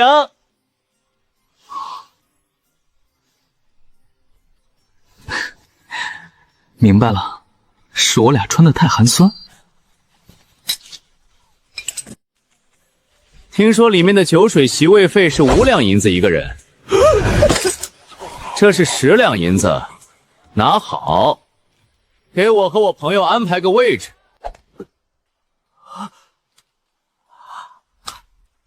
实在不好意思，小人真是瞎了这双狗眼，居然没看出来两位贵客是真神。快里边请，小人一定给两位贵客安排最好的位置。二位贵客瞧着眼生，是第一次来我们水云间吗？没错，听闻长乐郡城里最好的烟花之地就是这水云间，所以特意过来见识见识，希望不会让我们失望。二位贵客尽管放心，我们水云间的姑娘是长乐郡城一绝，不然这一楼大堂5两银子的席位费也卖不出去。等姑娘们下来大堂唱曲，二位就知道不虚此行了。要是看上了哪位，还能跟她上楼去闺房说些体己话。不过咱们水云间不是那些下三滥的窑子，姑娘大都是清官人，卖艺不卖身。二位若想一亲芳泽，可得看准喽，得专找红官人才行。怎么分辨清官人、红官人？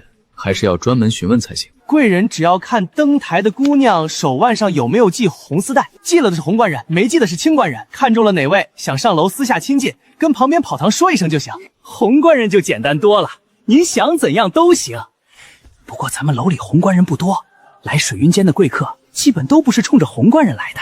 清官人只陪您歌舞琴曲，聊天谈心，除非您本事大到让他倾心，愿意自荐枕席，楼里也不拦着。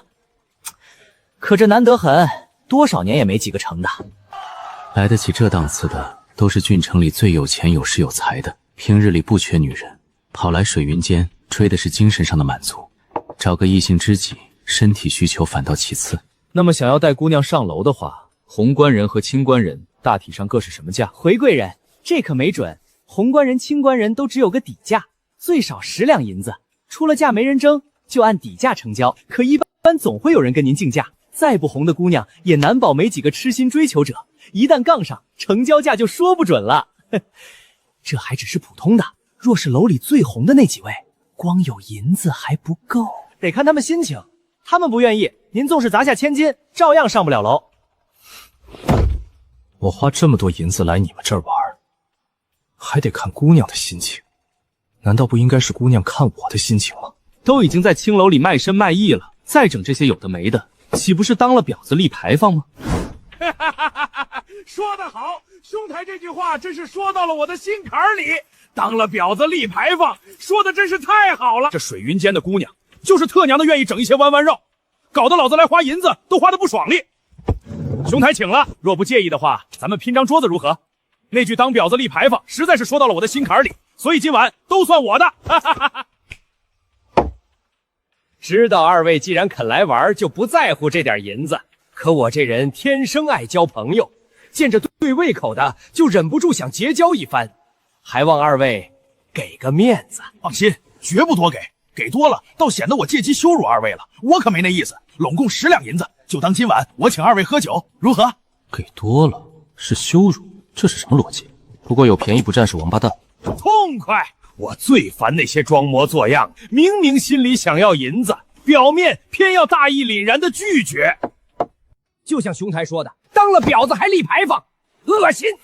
不过这水云间毕竟是长乐郡城最好的青楼，人家非要立这些规矩，咱们再厌烦也没法子。谁让好多人就吃这套呢？越被吊着越来劲儿，实在是贱。既然朋友明白其中的道道，那今儿为什么要过来？我们是因为从没有来过，所以好奇心驱使，过来长长见识。朋友你呢？我也不想来，可这是我老爹交代的差事，要我尽快在长乐郡城打开局面，把家里的买卖开起来。想成事，就得先有名气，让城里有钱有势的都认得我，买卖才顺。我琢磨来琢磨去，水云间最合适。我打听清楚了，今晚花魁柳姑娘登台献唱，若能把柳姑娘拿下，长乐郡的权贵怕是一夜之间就全认识我了。水云间的花魁就是水云间最受追捧的姑娘吧？照你之前的说法，这楼里最红的几位，想得他们青睐得看心情。我不确定，所以才说兄台那句话讲到我心坎里了。当了婊子还立牌坊，简直拿人当猴耍。这要真是砸银子就能解决，我还愁什么？偏搞得这么麻烦。他们不愿意，砸下千金也上不了楼。这么着，朋友你怎么就笃定自己一定拿得下那位花魁？当然，我不是怀疑你的能耐，只是有点疑惑。兄台，你说句公道话，就我这人，浑身上下除了银子能吸引女人，还有哪儿吸引女人？吸人！唉，可我还不得不来，来了尚且有成的可能。万一那柳姑娘眼瞎，真跟我看对眼了呢？不来才是一点机会都没有，你说对不对？这暴发户还真是个妙人。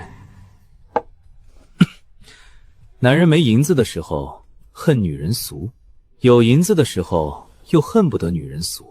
所以归根见底，这种事情只关乎于自己的立场，倒是和女人关系不大。精辟！兄台这番话说得很有智慧，我得跟兄台好好喝上几杯。今天就算得不到那位柳姑娘的青睐，但只是认识了兄台，都不枉此行。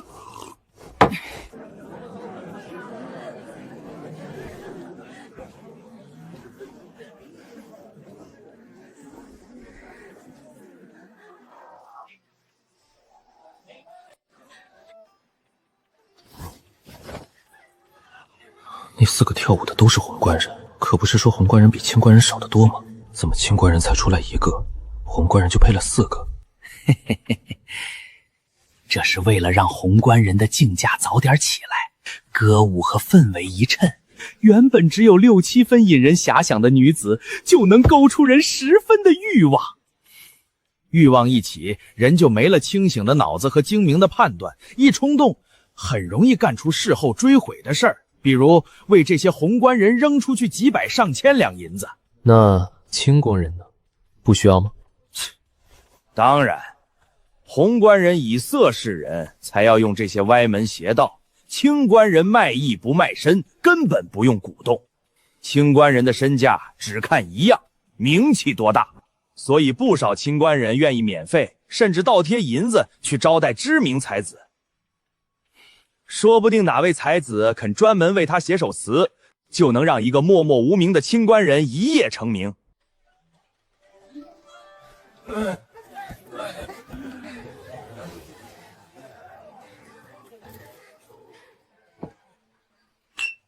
正常来说，越早出场的乐伎名气越小，可价格也越便宜，所以表演一首曲子的功夫总能被人点走。要是1首没人点，那乐伎可以接着表演，最多3首。3首还没人点单，就得换下一位登台了。水云间这种地方，大部分的乐伎都有相熟的恩客，根本不用上台，每晚的单直接就被点走了，不必抛头露面，只要在房里陪好恩客，就能赚大把银子。这就是出场的乐伎出了名的好处，不累又逍遥。只有那些刚调教出来的新人，才每晚在散台上等点单，一边磨练技艺，一边攒名气，等着被追捧的那天。这不就是艺界版的才艺打赏吗？伶人露脸展示才艺，就等着出手阔绰的客人一掷千金。台下这群热情的看客，完全是在挑选心仪的表演者。看来不管在哪个世界，这类行当的路子都差不多，区别只在于形式不同罢了。这么说，大厅本不该像今天这样爆满才对。有固定相熟表演者的客人来了，直接上楼雅间。真正出名的乐伎、舞姬也不用在大堂表演，会在大堂表演的都是些刚入行的新人。那愿意在大厅挑新人的多半也是，怎么说呢，兜里不那么宽裕的那批，不然干嘛挑新人？你懂我意思吧？嘿嘿嘿嘿，我明白。平时这大厅就像你说的，能坐个1多半就顶天了，想坐满几乎不可能。可今天特殊，方才说了，今晚柳姑娘登台献唱。她是水云间的花魁，长乐郡城最出名的乐伎，平日想见一面都难，好容易有这机会，谁都不想错过。今晚大多是冲她来的，就我一睹芳容。不然台上这弹琴的乐伎身姿婀娜，相貌清秀，弹完一曲怎会没人点单？还不是都等着柳姑娘出来吗？前头这些乐伎、舞姬不过是垫场，也就刚才那种喝醉了就没了章法，急着上3楼的，才会忘了今晚是为谁来的。嘿，他今晚有多开心，明早醒来就有多后悔。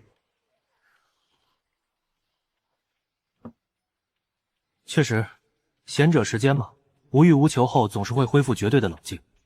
不过我刚刚听你说柳姑娘的时候，还没意识到这个问题。他既然是长乐郡城内最有名气的花魁，那为什么还要在大堂登台献唱？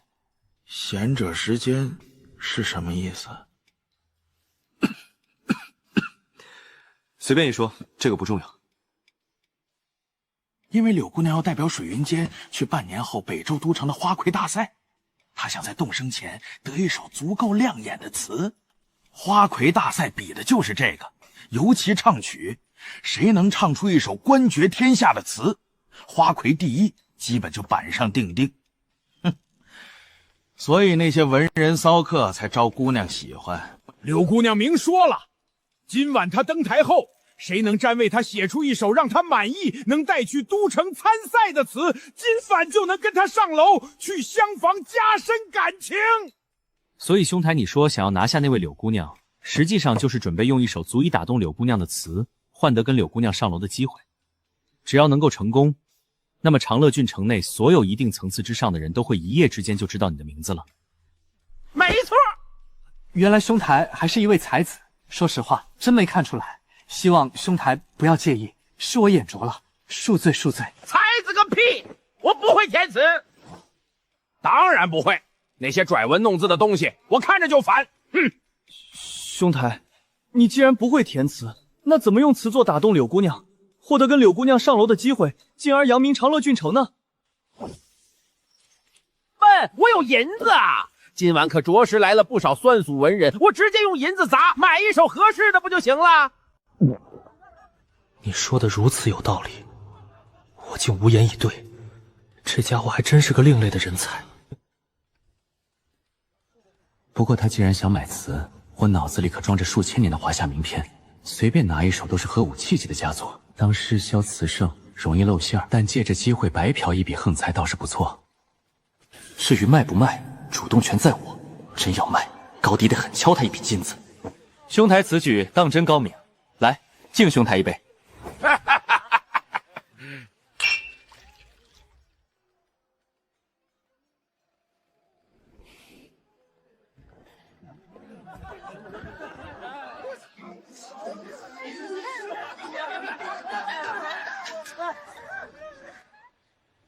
大家都奔着柳姑娘来，前面的清官人自然成了没人搭理的电场。男人求而不得的时候，倒真够专一的。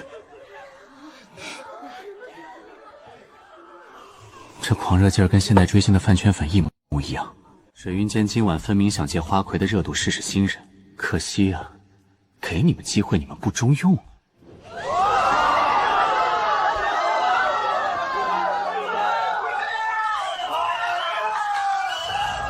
简直就像是明星演唱会的现场，这就是长乐郡城最火的花魁。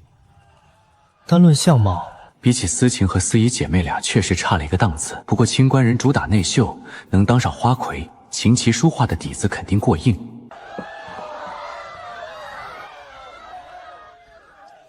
原来柳姑娘就是这么一副长相啊！亏我来之前还那么期待，结果也没漂亮到哪儿去嘛。充其量算是说得过去罢了。长乐郡城的人是不是太没见识了？这都能给捧成花魁？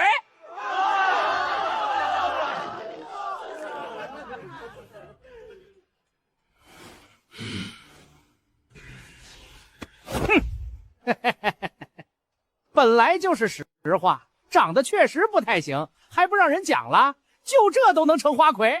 兄弟，不是我吹牛。这水平要是放在我们南梁，随便找个州城，他如果能排进前10，我跟你姓。兄台不是北周人。兄弟，咱俩挺聊得来的，我也不瞒你，我来自南梁，自然不是周人。不过最近这些年局势稳定，我们南梁商人来州做买卖的不少，不是什么大事的。那不知道兄台家里是做什么买卖的？如果只是普通的买卖，应该不至于到这种非得让长乐郡城的所有达官显贵都必须知道兄台名字的程度吧？确实不是普通买卖，跟你们大周的薛记一样，做钱庄生意的。兄弟也明白，钱庄不好做，尤其你们大周还有薛记压着，别的钱庄想进来更难。薛记的打压我倒不怕，可想立起足够的信任太不容易了。所以若能得几个权贵认同，事情就顺多了。其实我也不想来，没办法，这是我老子交代的差事。我老子跟我说了，如果我不能将家里的钱庄开过来，那就证明我没有继承家里钱庄的本事。兄弟，你说这我能忍吗？兄台，咱俩初次相识，你是不是跟我说的太多？这可不是用聊得来就能随意解释。兄弟，都聊一晚上了，又喝了这么一顿酒，怎么也算是朋友了，所以就别装了。你也不是周人，对不对？兄台好眼神，我确实不是周人，不知兄台是怎么看出来的？我这人别的本事没有，就一双眼睛毒。不过真正认定兄弟你不是周人，还是方才你说漏了嘴。你问我是不是北周人？记住，北周人从来只自称周人或大周，只有另两国的人才管他们叫北周。周人傲得很，是真把自己当前朝正统。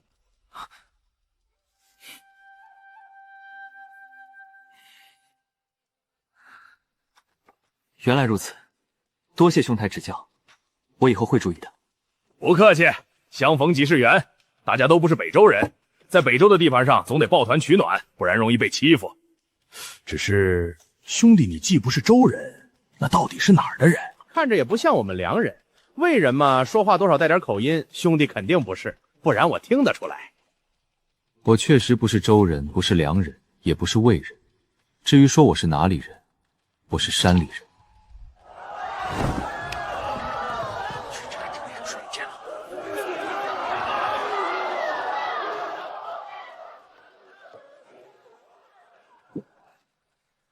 这死胖子居然开出100两黄金的底价去私下买词，我脑子里记着的那千古名方，随便挑一首剔除掉违和的典故，拿出来都绝对是降维打击。既然送上门来的黄金，再犹豫，那可真是跟钱过不去了。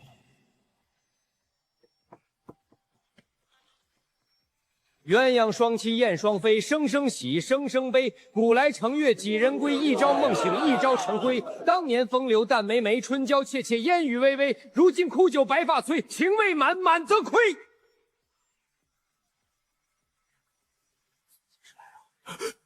该死，竟然一首都没买到！那些清高的酸腐文人，一听买词去博花魁芳心，简直跟挖了他们家祖坟一样，全把100两金子当成羞辱。长乐郡最出名的一批文人全折在这儿了，居然没一个能让这姓柳的满意，他这眼光高的简直离谱。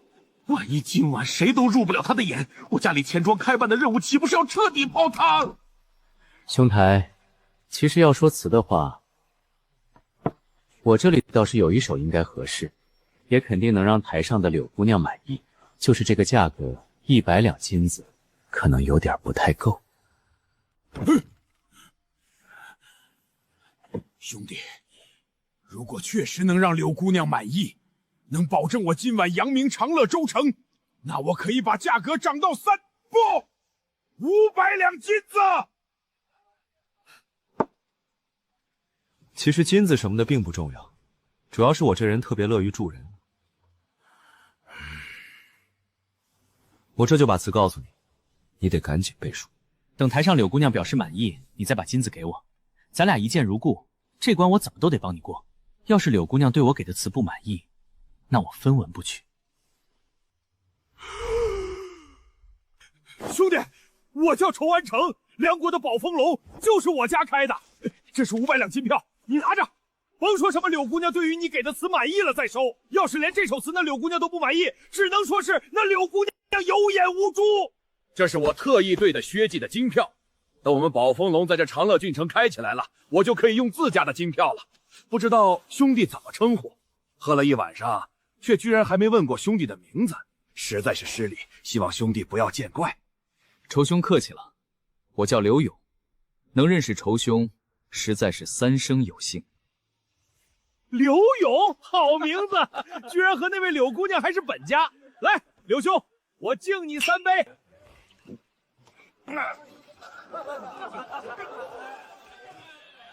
柳姑娘，在下仇安成今有一首词作，还望柳姑娘品鉴一二。筑以危楼风细细，望极春愁暗暗生天际。草色烟光残照里，无言谁会凭栏意。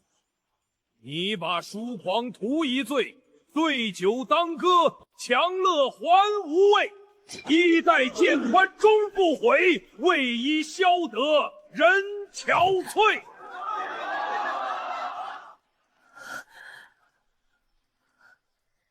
衣带渐宽终不悔，为伊消得人憔悴。邱公子，这首词真的是送给奴家的吗？当然，好词配佳人嘛。若不是柳姑娘的话，这里还有谁能配得上这首词呢？邱公子，不知道奴家是否有这个荣幸邀请邱公子上楼一叙？关于这首词，奴家有一些问题，想要跟邱公子好好探讨一二。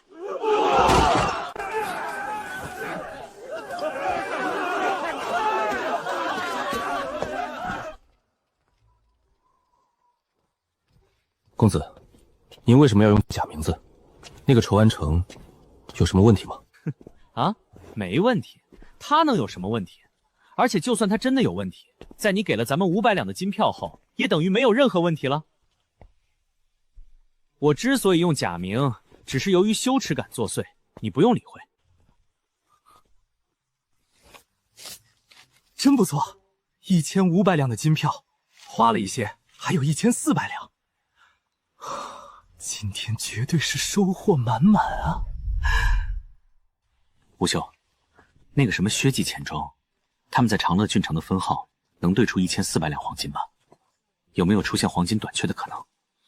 公子放心，长乐郡城有长乐阳王坐镇，规模远非寻常郡城可比。薛记在这儿的分号储备金银仅次于都城总号，别说1400两金子，就算14000两，只要想兑，照样随时兑得出来。行，那明天一早就去把金子全兑出来，赶着开城门的时候离城。今天逛了一整天，说实话还不错，可真能勾起我兴趣的东西不多。往后我大概很少来了。以后再有来郡城卖东西、兑金子的事，估摸着大都得交给你，辛苦你了。能为公子做事是我的荣幸，不敢称辛苦。而且公子您回去后就要跟大小姐成亲了，到时候您就是我们宋家村的姑爷，我身为薛伟统领，自然要为姑爷命是从。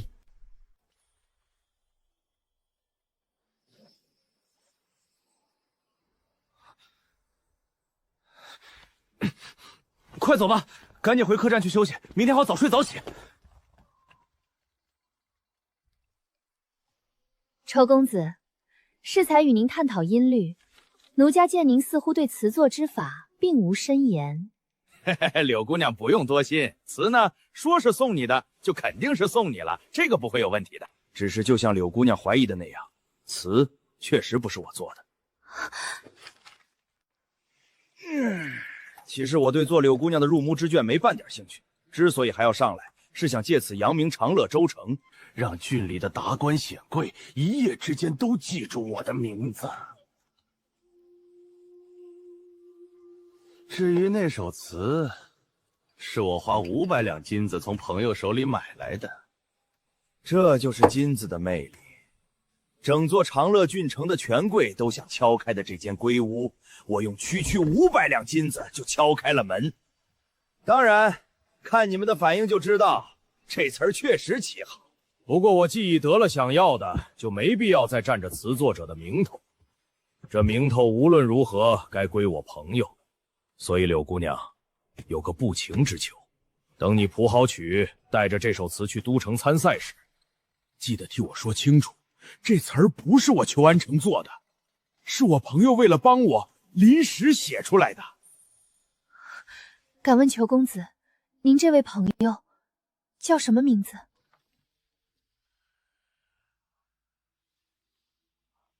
他呀，和你是本家。他叫刘勇。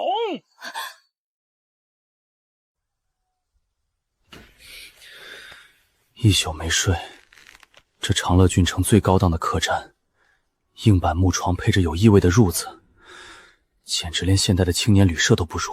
偏偏叶无咎的房间就死死还在隔壁，我一从房里消失回现代住酒店，以他8品强者的直觉，绝对当场察觉。算了，只能在床上干熬着冲巧穴，一整晚多冲开2个，也算因祸得福。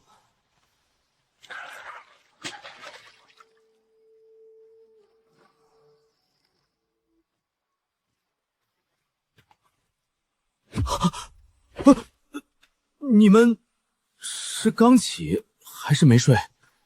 习武之人，武道境界越高，对于睡眠的需求就会越小。一般情况下，我每天只需要睡1个时辰。他们虽然还没有达到先天境界，但毕竟都是6品武者了，所以基本上只需要睡2个时辰左右。行，必须练武的理由又多了一个，这绝对是现代熬夜年轻人都梦寐以求的硬核神术。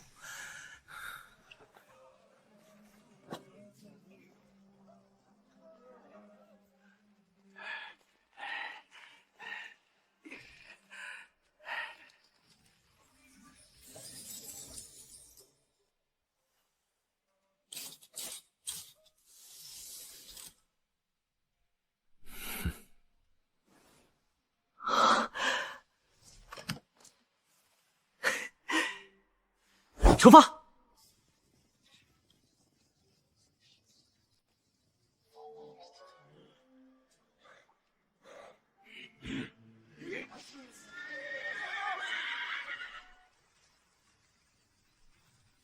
将近70公斤黄金，扣掉兑成白银分给穴位当赏钱的零头，还剩1400两。带回现代，按421克脱手。就是2900万巨款，一天白赚3000万，钱来的太快太容易了。回去头一件事必须先注册个空壳公司把钱洗白，不然数额一大，在现代绝对吃官司。公子，负责在周围寻迹的穴位来报，疑似有数量在100余左右的马贼，正在迅速的朝着接近。马贼？是，马贼。周、梁、魏3国连年征战，也就这几年才勉强消停。可3国境内都有不少山匪强盗，连年打仗，名声凋败，活不下去的人很容易被裹上落草。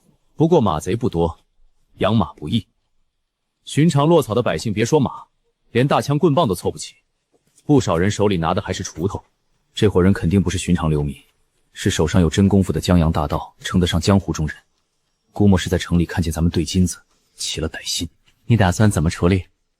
公子，这正是我来跟您说的缘由。按那群马贼的实力，咱们在外圈游弋的穴位足以直接把他们冲散，可要在外圈击溃，多半会让马贼逃掉大半。所以我琢磨着，能不能把他们引过来，让他们直闯到咱们面前，一举管歼。因为我想把那群马贼的马都带回去。碰上马贼不容易，上百匹马着实值钱。就这么放过，实在可惜。公子您看成吗？好事儿啊，你觉得可以就行啊，问我干嘛？毕竟牵扯到您的安危嘛。如果在外围就把马贼驱散，您一点危险都不会有。可若是把马贼让到咱们眼前了，咱们毕竟人少，万一有个照顾不周，您被冲撞了，我怕担待不起。不用考虑我，你都说了，这群马贼实力很一般，那就算到了近前，肯定对我的威胁也有限。既然有这个机会，能一下子白得上百匹马，就没有平白放过的道理。况且我也有武道境界傍身，哼，又不是那种手无缚鸡之力的普通书生。属下领命。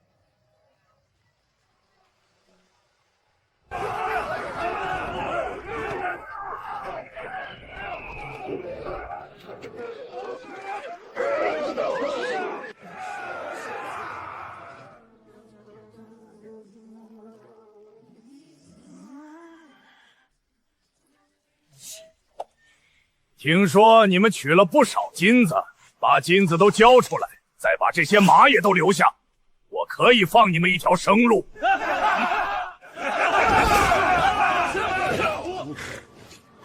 杀！一个不留！